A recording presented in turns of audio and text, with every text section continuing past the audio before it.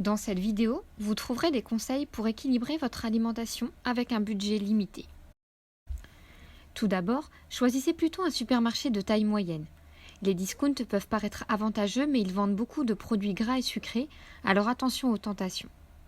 N'hésitez pas à vous renseigner sur l'existence de producteurs locaux qui peuvent proposer des prix de gros.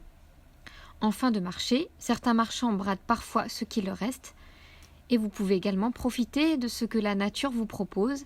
Si vous faites un jardin, c'est encore mieux. Établissez les mêmes menus pour toute la famille. Déclinez une liste et tenez-y vous lors de vos courses en prévoyant la quantité nécessaire pour ne pas gaspiller. Faites plutôt vos courses le ventre plein, plutôt sans enfants. Les produits les moins chers se situent soit tout en haut, soit tout en bas des rayons. Attention aux promotions de tête de gondole, comparez bien les prix au kilo ou au litre. Méfiez-vous des cartes de fidélité qui peuvent vous faire acheter des produits plus chers.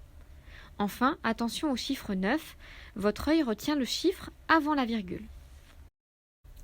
Concernant le choix des produits, privilégiez les fruits et les légumes de saison.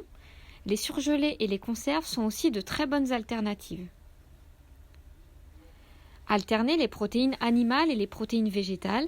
En effet, les légumes secs, lentilles, pois chiches, pois cassés, flageolets, haricots rouges, etc., associés aux céréales telles que le riz, le blé, permettent d'obtenir une qualité de protéines équivalente à celle des protéines animales.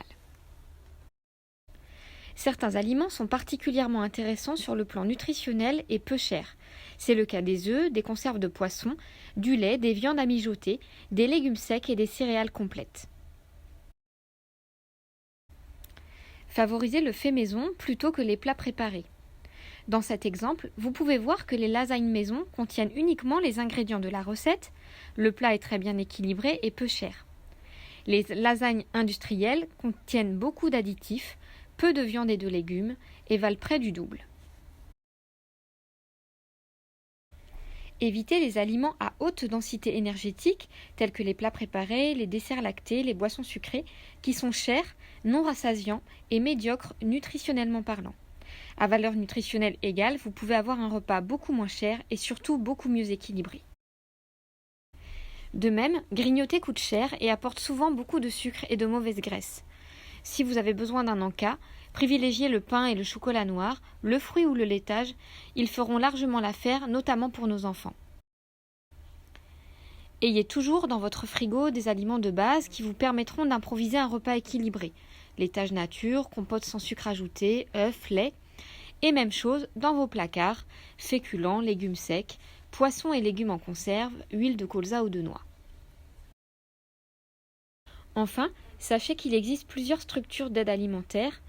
Rapprochez-vous de l'assistante sociale de votre commune pour étudier avec elle la possibilité d'y prétendre.